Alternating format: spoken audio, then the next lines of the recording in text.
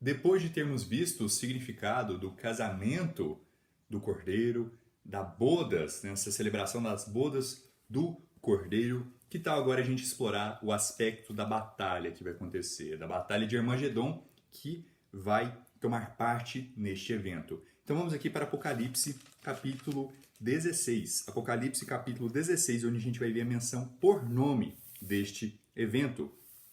Versículo, indo aqui para o versículo... Apocalipse, capítulo 16, versículo 12.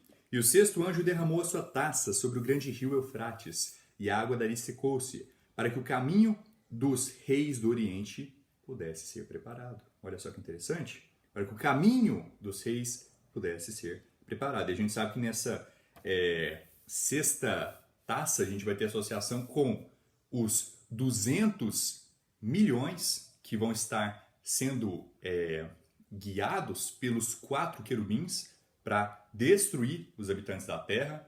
Nessa sexta praga que a gente vai ter, que eles estão saindo aqui do rio Eufrates, esses 4 anjos. Mas a gente também tem um aspecto que já nessa sexta trombeta vai estar começando com maior intensidade essa preparação para a batalha do Armagedon, essa reunião dos reis em um somente lugar, desses reis que servem a besta. E eu vi 3 espíritos imundos, semelhantes a rãs, saírem da boca do dragão e da boca da besta e da boca do falso profeta. A gente sabe aqui que essa é uma espécie de falsa trindade. A besta, que representa uma falsa imagem do filho. A gente tem o dragão, a serpente, que representa uma falsa imagem do pai. E o falso profeta, que representa uma falsa imagem do Espírito Santo. E o que eles estão fazendo? Olha que interessante. Porque eles são espíritos de demônios operando milagres, os quais vão ao encontro dos reis da terra e de todo mundo para reuni-los para a batalha do grande dia do Deus Todo-Poderoso. O dia do Senhor, olha, novamente a gente tem essa menção e associada com o quê? A punição, a destruição que Deus causa nos pagãos. Então aqui a gente tem a batalha de Armagedon, onde os reis da terra, onde todos aqueles que servem a besta, os reprovados, aqueles vestidos com vestes desconhecidas, vestes estranhas, como a gente viu em Sofonias capítulo 1, vão estar reunidos para serem destruídos. Olha aqui. Para reunidos para a batalha do grande dia do Deus Todo-Poderoso. Versículo 15. Eis que eu venho como ladrão. Abençoado é aquele que vigia e guarda suas vestes, para que não ande nu e eles vejam sua vergonha. Realmente a gente tem vestes associadas com também esse evento, com essa batalha. Versículo 16. E ele os reuniu em lugar que na língua hebraica se chama Armagedon. Armagedon. Por que a batalha de Armagedon? Aqui a gente tem essa menção por nome. Eles foram reunidos nesse local que na língua hebraica se chama Armagedon. Então vamos aprender mais um pouco sobre este evento.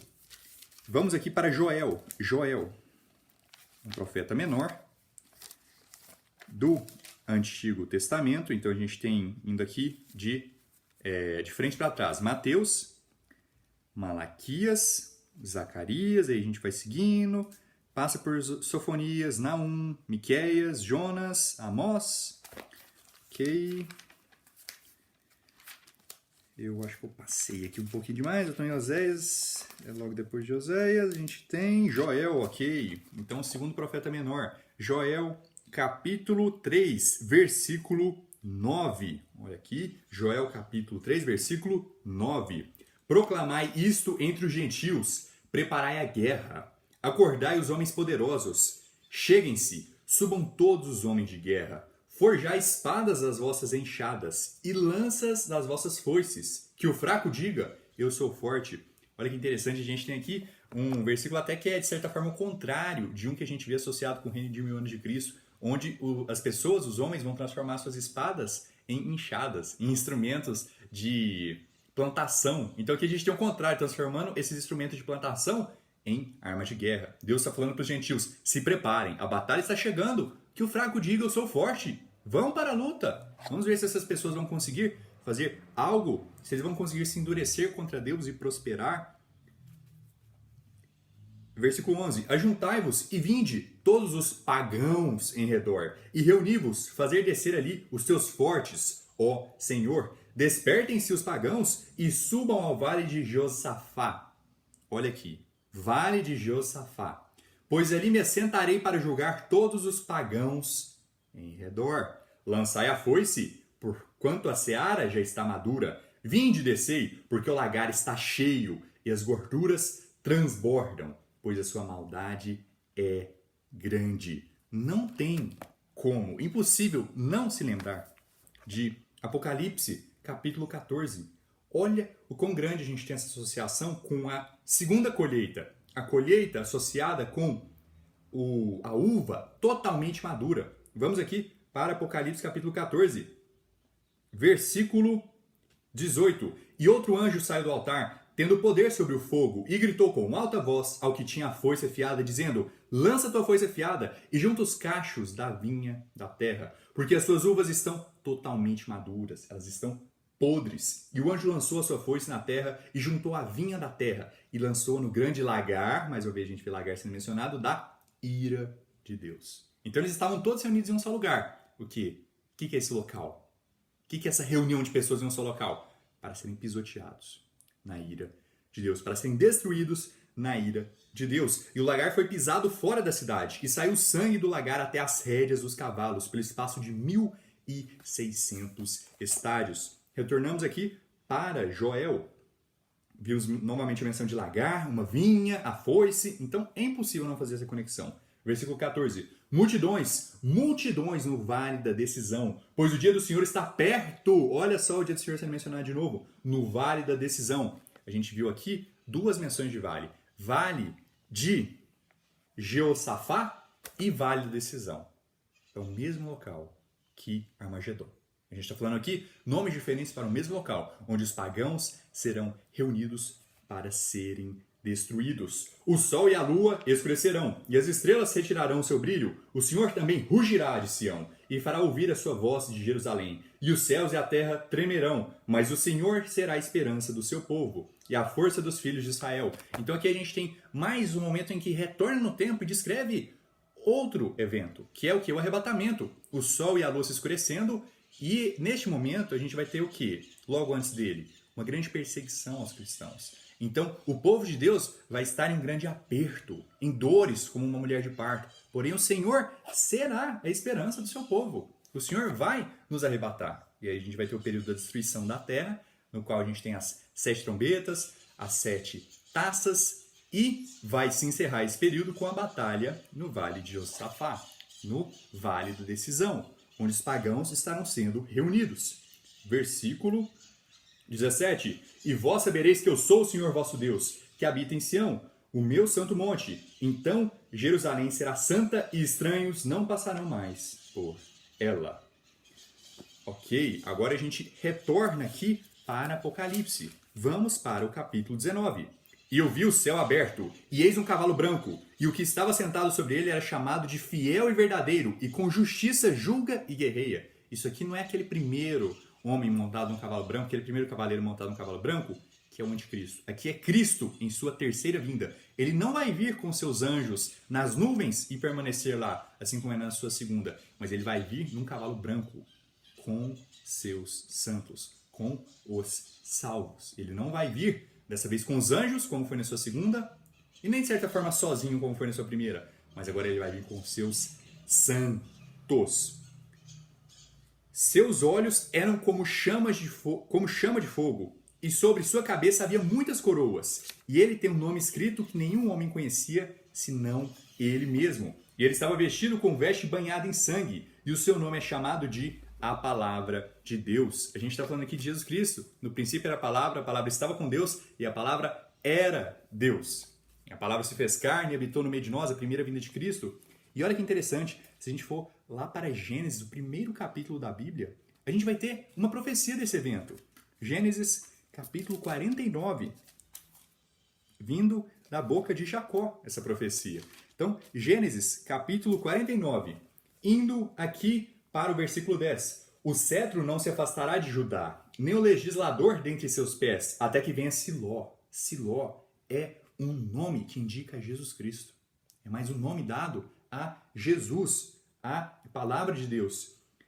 E a ele se congregarão os povos. Olha só, em sua semente todas as nações serão abençoadas. A promessa que Deus fez a Abraão, se referindo a qual? A quem que é essa semente? A qual pessoa? Jesus Cristo. A ele os povos se congregarão. Amarra seu jumentinho à videira e o filhote de sua jumenta à videira escolhida. Aqui a gente tem também uma menção no qual Jesus Cristo, em sua primeira vinda, aqui onde a palavra se fez carne, no qual ele foi e entrou na cidade sobre o jumentinho. Versículo 11 aqui também, ele lavou suas vestes no vinho. Então aqui a gente tem essa dupla profecia, uma sobre a primeira vinda de Cristo e a outra sobre a terceira vinda de Cristo. A gente não viu que estava banhado em sangue? Qual que é a cor desse vinho? Avermelhado, meio, às vezes até um pouco roxo, mas normalmente é avermelhado. Então relembra o sangue. Ele lavou suas vestes no vinho e sua capa no sangue de uvas. Seus olhos serão vermelhos de vinho e os seus dentes brancos de leite. Eu acho interessante porque menciona a cor dos olhos e dos dentes. Qual que é o motivo disso? É para falar que os olhos dele não estão de embriaguez. Eles estão vermelhos como se fosse de uva. Mas não que ele está embriagado, porque os dentes estão brancos. Os dentes não estão avermelhados, os dentes não estão roxos. E olha que interessante, aqui a gente também vê uma menção dos seus olhos. Seus olhos eram como chama de fogo. E se a gente for logo para o início de Apocalipse, a gente vai ver que João teve uma visão dessa mesma forma, no qual Jesus apareceu para ele com olhos de fogo. Então, se alguém tiver curiosidade, pode ir logo para o início lá de Apocalipse, onde você vai encontrar essa menção também. Continuando aqui a leitura. E os exércitos que estavam no céu seguiam-no sobre cavalos brancos. Olha só, esse exército que está com ele está indo sobre cavalos brancos também. Então, ele não está aqui com os anjos, ele está com esse exército. E quem é esse exército? Vamos continuar nossa leitura aqui. Seguiam-no sobre cavalos brancos, vestidos de linho fino, branco e limpo. O que a gente viu no último vídeo? Que o linho fino é a justiça dos santos. Dos santos. Vamos para Judas, onde a gente vai ver um momento muito legal de uma profecia que Enoque fez há muito tempo atrás. Muito tempo atrás mesmo. Judas, capítulo 1, versículo 14. E também Enoque, o sétimo depois de Adão, destes profetizou, dizendo: Eis que é vindo o Senhor com 10.000 de seus santos. Olha que legal. A gente vê aqui nesse livro, logo antes de Apocalipse, mais uma menção à terceira vinda de Cristo. Para fazer juízo contra todos e convencer todos os ímpios entre eles, por todos os seus atos impiedosos que impiamente cometeram, e por todas as duras palavras que ímpios pecadores disseram contra ele. Estes são os murmuradores, os queixosos, que andam segundo os seus desejos carnais, e cujas bocas proferem palavras muito arrogantes, admirando as pessoas por causa de alguma vantagem. Aqui a gente está falando o quê? Dos reprovados, nessa última parte. Os reprovados são quem? Os ímpios, que cometeram atos impiedosos. São os filhos de Belial, que serão destruídos por Jesus Cristo em sua terceira vinda. Então a gente tem essas duas pessoas sendo mencionadas, os santos que virão junto com Cristo e os reprovados que serão destruídos por Cristo. O que mais vai acontecer aqui? Versículo 15. E de sua boca sai uma espada afiada, falando de Jesus Cristo, para que com ela castigue as nações, e ele as governará com cetro de ferro, e ele pisa o lagar do vinho da fúria e da ira do Deus Todo-Poderoso. E ele tem sobre a sua veste e sobre a sua coxa um nome escrito: Rei dos Reis e Senhor dos Senhores. Esse é o Cordeiro que a gente viu também na leitura anterior. E eu vi um anjo que estava de pé no sol, e ele gritou com alta voz, dizendo a todas as aves que voam pelo meio do céu: Vinde e ajuntai-vos à ceia do grande Deus. A gente viu qual vai ser a bodas, qual que vai ser esse casamento. Mas qual que é a parte da ceia? O que a ceia está relacionada? Vai ter um banquete literal e a gente vai comer lá? Vamos ver aqui o que é a ceia. Mencionado aqui: ajuntai-vos à ceia do grande Deus. Quem foi chamado? Em alta voz, dizendo a todas as aves que voam pelo meio do céu: Vinde e ajuntai-vos à ceia do grande Deus, para que possais comer a carne de reis, e a carne de capitães, e a carne de homens poderosos, e a carne de cavalos, e dos que neles se assentam, e a carne de todos os homens, tanto livres quanto escravos, tanto pequenos quanto grandes. Então, sim, a gente vai estar lá presenciando essa ceia. Os santos, eles vão ir junto com Cristo sobre cavalos brancos. Porém, não vai ser a gente que vai estar se alimentando. O banquete é para as aves do céu, que vão se alimentar da carne de capitães, da carne de escravos, da carne de homens livres, todos aqueles que escolheram adorar a besta e servir a besta, todos aqueles que escolheram se vestir com vestes estranhas, com vestes desconhecidas. Estes vão ser os inimigos que serão destruídos na terceira vinda de Cristo. E o que vai acontecer com a besta e o seu falso profeta? Versículo 20. E a besta foi tomada, e com ele o falso profeta, que operava milagres diante dele, com os quais enganava os que receberam a marca da besta, e os que adoraram a sua imagem. Estes dois foram lançados vivos no lago de fogo, queimando com enxofre. E os remanescentes foram mortos com a espada daquele que está sentado sobre o cavalo, espada que saía da sua boca, e todas as aves se fartaram com a carne deles. Então, quem vai se alimentar vão ser as aves, vão ser esses pássaros, eles que vão estar fazendo o banquete. A besta e seu falso profeta serão jogados vivos no lago de fogo, eles vão estrear a segunda morte, vão ser jogados em corpo lá, por Jesus Cristo. Então não vai ter aquela batalha, nossa, aquilo foi quase uma vitória para eles. Não, uma destruição total. Eles foram reunidos lá para serem pisados no lagar da ira de Deus. E no próximo vídeo eu gostaria de explorar alguns aspectos sobre versículos do Antigo Testamento que descrevem o que a gente vai estar fazendo, como que os santos vão ter uma relação também com esse evento, para a gente concluir o estudo sobre a Batalha de Armagedon. Muito obrigado a todos que assistiram e que Deus abençoe vocês. Até mais.